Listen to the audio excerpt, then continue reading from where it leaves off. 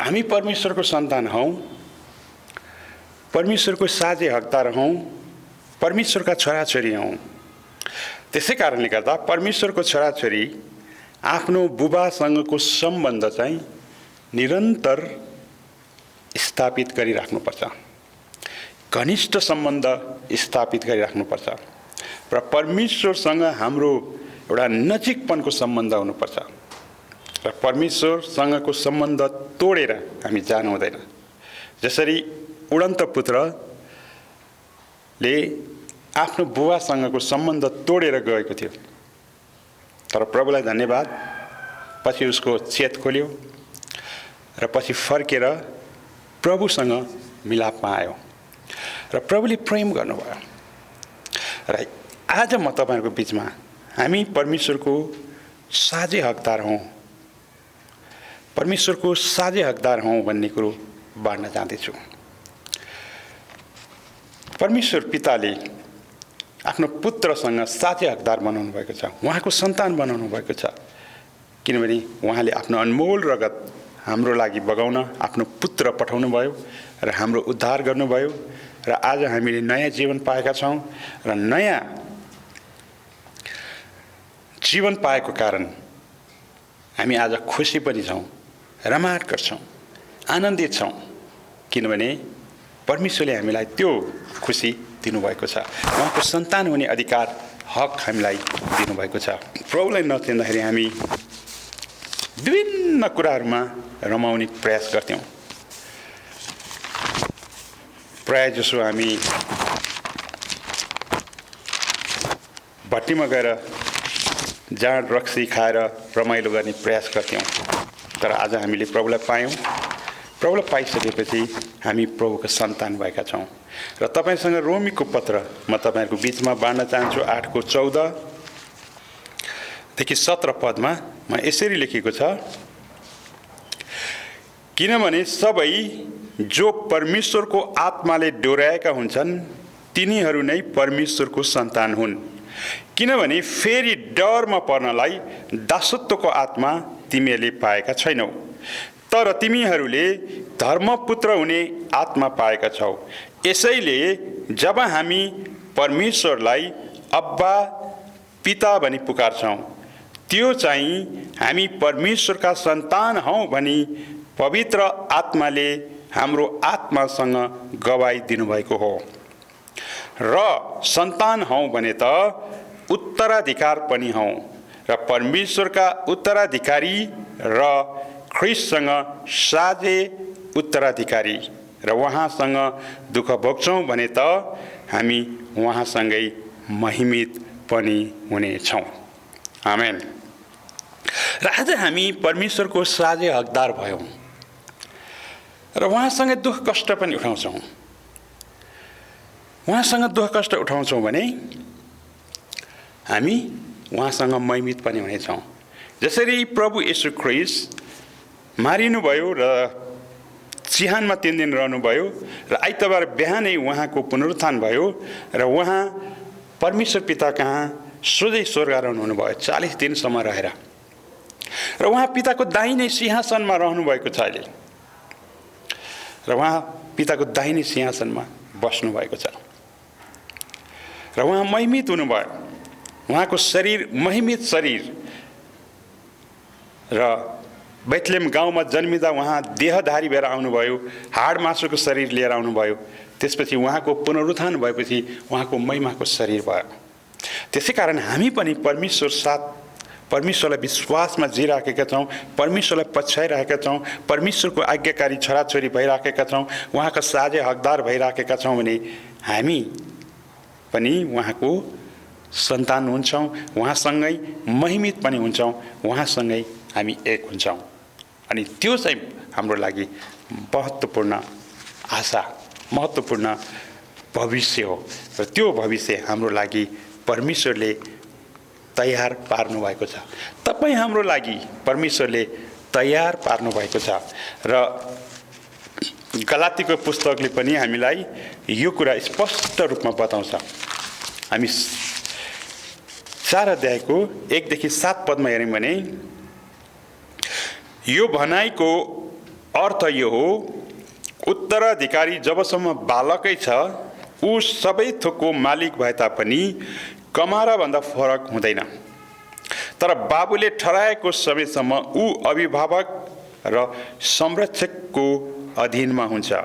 हामी पनि यसरी नै बालक छौंजेल संसारका दैविक शक्तिहरूको दासत्व मुनि थियौँ। तर समयको पूर्णतामा परमेश्वरले आफ्ना पुत्रलाई पठाउनुभयो। उहाँ एउटा स्त्रीबाट जन्मनुभयो, त्यस तथा व्यवस्थाको अधीनमा जन्मनुभयो र व्यवस्थाको अधीनमा रहनेहरूलाई मोल तिरेर छुटाउनलाई उहाँ पठाइनुभयो, ताकि हामी पुत्रको पूरा हक प्राप्त गर्न सकौँ। र तिमीहरू पुत्र भएको हुनाले परमेश्वरले आफ्ना पुत्रको आत्मा हाम्रो हृदयमा पठाइदिनु भयो, जसले हे अब्बा पिता भनेर पुकार्नुहुन्छ। यसैकारण परमेश्वरद्वारा तिमी अब उपरान्त दास होइनौ तर पुत्र हौ, र पुत्र हौ भने उत्तराधिकारी पनि हौ। स्पष्ट रूपमा यहाँ बताइएको छ कि हामी परमेश्वरको उत्तराधिकारी हौँ। प्रभुलाई नपाउँदा हामी कसैको संरक्षकत्वमा, कसैको दासत्व मुनि थियौँ। हामी परमेश्वरको सन्तान भए तापनि हामी समय नपुग्दा, उमेर नपुग्दा कसैको संरक्षकत्वमा हामी थियौँ।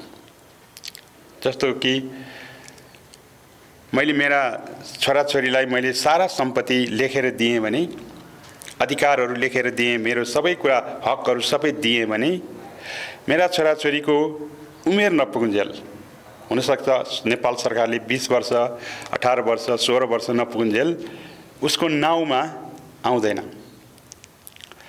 तर हकवाला मात्रै हुन्छ। तर ऊ जब उमेर पुग्छ तब मात्र उसले सबै बुबाको सम्पत्ति अब उपभोग गर्न पाउँछ, बेचबिखन गर्न पाउँछ, त्यसलाई चलाउन पाउँछ। तर उसको उमेर पुग्नु पर्यो। त्यसै गरी जब हामीले प्रभु येशूलाई नचिन्जेल हामी त्यो सक्षम भएका थिएनौँ।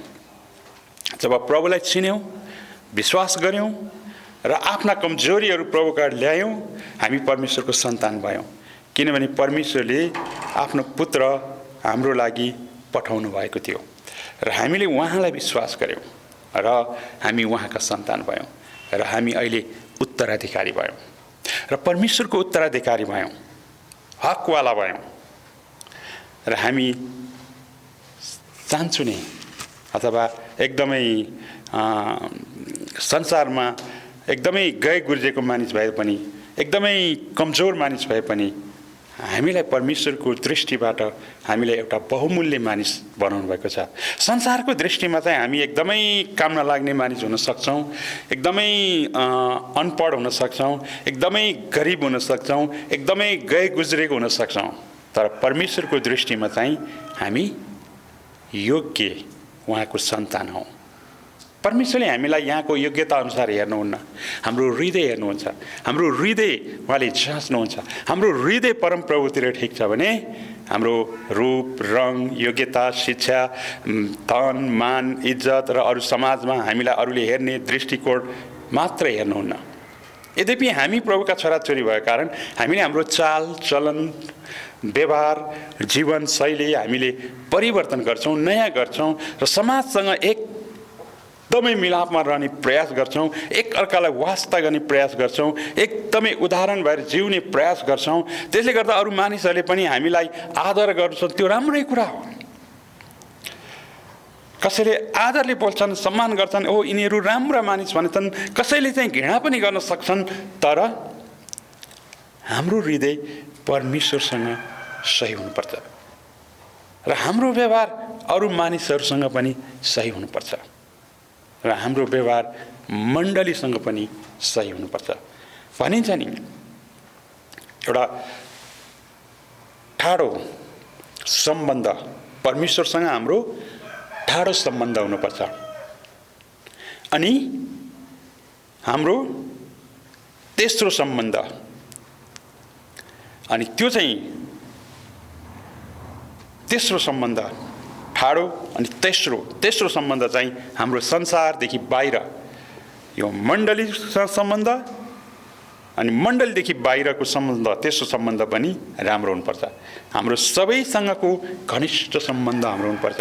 मण्डली परिवारसँग हाम्रो राम्रो सम्बन्ध हुनुपर्छ, परमेश्वरसँग राम्रो सम्बन्ध हुनुपर्छ र हाम्रो बाहिरी मानिसहरूसँग पनि राम्रो सम्बन्ध हुनुपर्छ।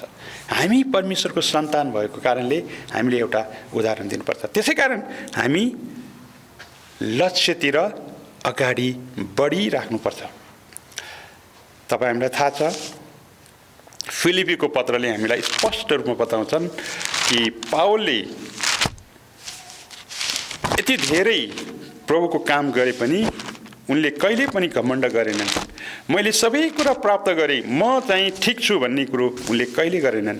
म अझै ती कुरा पाउनको लागि म लक्ष्यतिर अगाडि बढ्दैछु भनेर उनले भनेको हामीलाई थाहा छ। त्यसकारण हामी पनि प्रभुका छोराछोरी हौँ। मैले सबै कुरा पाइसकेँ, मैले सबै कुरा जानिसकेँ, म सिद्ध छु, म धर्मी छु, म भनेर घमण्ड गर्ने होइन, तर हामी अगाडि बढिराख्ने हो, नम्रतामा अगाडि बढिराख्ने हो। त्यसकारण फिलिपी 3:12देखि यो 14सम्म म पढ्छु, धेरै पढ्दिनँ। मैले यी सबै अघिबाटै प्राप्त गरिसकेको छु अथवा अघिबाटै सिद्ध भइसकेछु भनेर त होइन, तर यी कुरालाई पक्रनको निम्ति म अघि बढिरहेको छु, जुन कुराको निम्ति ख्रिस्टले मलाई पक्रनु भयो। भाइ हो, मैले यी कुरा पक्रिसकेको छु भनी म ठान्दिनँ, तर म एउटा काम गर्दछु कि पछाडिका कुराहरू बिर्सेर अगाडिका कुरातिर जोडसँग लम्कन्दछु। ख्रिस्ट येशू परमेश्वरको स्वर्गीय बोलावटमा पाइने पुरस्कारको निम्ति निशानातिर म जोडसँग अघि बढ्दछु। यहाँ पावलको नम्रता। परमेश्वरले पावललाई किन पक्रनु भयो, कुन कुराको लागि पक्रनु भयो, त्यो कुरा पक्रनको निम्ति उहाँ निशानातिर अगाडि बढिराख्नु भएको छ। तपाईँ र मलाई परमेश्वरले कुन कुराको लागि पक्राउनु भयो, त्यो कुराको लागि हामीले काम गरेका छौँ कि छैनौँ, त्यो कुरातिर हामी अगाडि बढेका छौँ कि छैनौँ, यो चाहिँ कति महत्त्वपूर्ण कुरा। किनभने हामीलाई थाहा छ परमेश्वरले हाम्रो लागि पुरस्कार राख्नु भएको छ। त्यो पुरस्कार पाउनको लागि हामी निशानातिर दौडेका छौँ कि छैनौँ, निशानातिर दौडेका छैनौँ, लक्ष्यतिर दौडेका छैनौँ, या त हामी लक्ष्यलाई भुलेर हामी गलत लक्ष्यतिर, गलत बाटोतिर दौडेका त छैनौँ। हामी होस् गर्नुपर्छ। हाम्रो जीवन ख्रिस्ट केन्द्रित जीवन हुनुपर्छ। हाम्रो जीवन आफू केन्द्रित जीवन हुनुहुन्न, प्रभु येशू ख्रिस्ट केन्द्रित जीवन र परमेश्वरले चाहनुभए अनुसारको जीवन हाम्रो हुनुपर्छ। परमेश्वरले भन्नुभए अनुसार हामीले जिउने प्रयास गर्नुपर्छ। बाइबलले भने अनुसार हामी जिउने प्रयास गर्नुपर्छ अनि परमेश्वरको महिमाको निम्ति हामीले जिउनुपर्छ। त्यसकारण हामी आशा भएका मानिस र हाम्रो भविष्य भएको मानिस, हामीलाई पुरस्कार परमेश्वरले राखिदिनु भएको कारण आज हामी त्यो पुरस्कारको निम्ति निशानातिर अगाडि बढ्ने मानिस हौँ। यसकारण हामी परमेश्वरको साझे हकदार पनि हौँ, परमेश्वरको सन्तान पनि हौँ। अझै अर्को पत्रुसको पुस्तक पहिलो पत्रुस 2:9 त स्पष्ट रूपमा बताएको छ कि हामी परमेश्वरको पुजारीगिरी, राजकीय पुजारीगिरी, चुनिएका जाति भनेर पनि स्पष्ट रूपमा बताएको छ। संसारबाट परमेश्वरले हामीलाई चुन्नुभयो र पुजारीगिरीको रूपमा हामीलाई उहाँले चुन्नुभयो। र तपाईँको लागि म यो एउटा पद पढिदिन्छु, पहिलो पत्रुस 2:9। तर तिमीहरू त चुनिएका वंश, राजकीय पुजारीगिरी, पवित्र जाति, परमेश्वरको निजी प्रजा, उहाँले तिमीहरूलाई अन्धकारदेखि उहाँका उद्योगको ज्योतिमा ल्याउनु भयो ताकि तिमीहरू उहाँका आश्चर्यपूर्ण कार्यहरूको घोषणा गर्न सक। हाम्रो लक्ष्य के हो? परमेश्वरको आश्चर्यपूर्ण कार्य घोषणा गर्नु, परमेश्वरको प्रेम मानिसहरूलाई देखाउनु, बाँड्नु भन्दा पनि देखाउनु हो, परमेश्वरको प्रेम बन्नु हो। यसकारणले गर्दा उहाँका पवित्र जाति हौँ, पुजारीगिरी पनि हौँ, चुनिएका वंश राजकीय पुजारीगिरी हौँ र उहाँका निजी प्रजा हौँ र हामी अन्धकारबाट ज्योतिमा आएका छौँ। र आज हामीलाई थाहा भयो मुक्ति के हो, उद्धार के हो, जीवन के हो र संसार के हो, संसारका मानिसहरू कहाँ जान्छन् र हामी कहाँ जाँदैछौँ, यो कुरा छर्लङ्ग प्रभुले हामीलाई बताउनु भएको छ। र हाम्रो लागि परमेश्वरले त्यो पुरस्कार राखिराख्नु भएको कारण हामी उहाँको मार्ग, उहाँको सत्यता देखाउने, घोषणा गर्दै हिँड्ने र बताउँदै हिँड्ने र मानिसलाई हाम्रो जीवनबाट गवाई दिँदै हिँड्ने व्यक्ति प्रभुले हामीलाई बनाउनु भएको छ, छान्नु भएको छ। त्यो कार्यको लागि हामीलाई रोज्नु भएको छ र आज हामी उहाँको प्रजा भएर अब हामी जिराखेका छौँ र त्यो लक्ष्यतिर हामी जिउँ। र पावलले जस्तै नम्र भएर मैले प्राप्त गरिसकेँ, मैले सिद्धाइसकेँ भन्ने होइन। अब म त्यो मैले जे कुरा प्राप्त गरेको छैन, म त्यो प्राप्त गर्नको लागि अझै म भरमग्दुर प्रयास गर्दैछु, अझै म त्योतिर निशानातिर अगाडि बढ्दैछु भनेर पावलले भने चाहिँ अब हामी अगाडि बढौँ भनेर पावलले भने चाहिँ हामीले जिउन सकौँ। र परमेश्वरले हामीलाई त्यसरी नै अगाडि बढ्नको लागि, निशानातिर अगाडि बढ्नको लागि तपाईँ हामी सबैलाई त्यसरी जिउनलाई परमेश्वरले तपाईँलाई पनि र साथसाथै मलाई पनि परमेश्वरले यो उत्साह दिनुभएको होस्। र परमेश्वरको वचनले आज हामीलाई यो सिकाए जस्तै हामी पनि अगाडि बढ्ने प्रयास गरौँ र निशानातिर अगाडि बढ्ने प्रयास गरौँ। प्रभुले यी वचनहरूबाट तपाईँहरू सबैजनालाई आशिष दिउन्। जय मसीह। धन्यवाद।